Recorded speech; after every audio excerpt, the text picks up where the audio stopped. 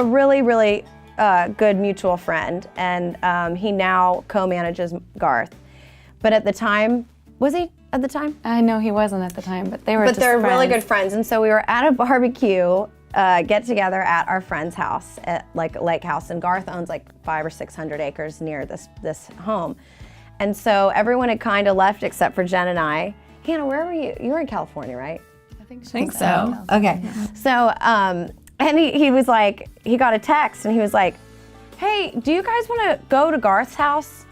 And we were like, Garth Brooks? And he was like, yeah. He called me and said he couldn't make it over, but he wants us to come. He's sitting by the fire eating And we were pizza. like, And we were like, yes. Okay, we'll go. And it's like 9:30.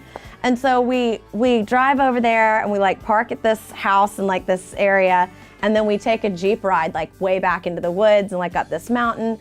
And we get there and there's a fire going and he has like this really beautiful pole barn. There's awesome view.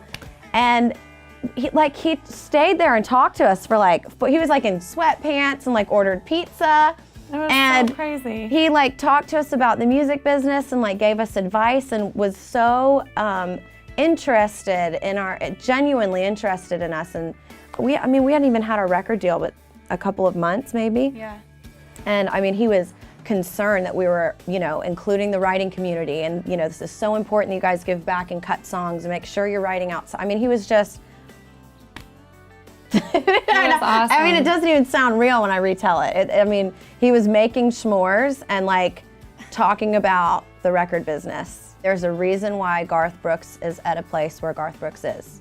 And if you ever get a second to talk to him, and even if you don't, it's clear as to why. Taylor Swift is the same way, Tim McGraw. I mean, we've had experiences with, small, tiny pieces of people who are just kind for no reason. I mean, we're a baby act that nobody gives a crap about yet, or hopefully one day. But it's a distinctive difference in my opinion. I mean, you can tell, it separates you. And when you talk to people that have met him, like everyone that meets him has a story and they're like, oh, he did this one day or he did that one day. And it really like changed their life and gave them this special moment that they have forever. And so he's touching all of these people. And I just think that's so cool. I John feel Wayne like, was the same way. Yeah, my grandpa was the same way. When people have stories, it's like, it's not about his acting. It's like, oh, I heard he did this for somebody, and I heard he did that for someone. And things without credit, like things not for credit or notoriety or something, just a private act of kindness that you just hear a million stories of people have. And those moments like make people's lives and they remember them forever. And so I think that's the coolest thing, is to be able to give that to people. I love that they do that. And what I took away from meeting him was that the stories are true, and I want to be just like him.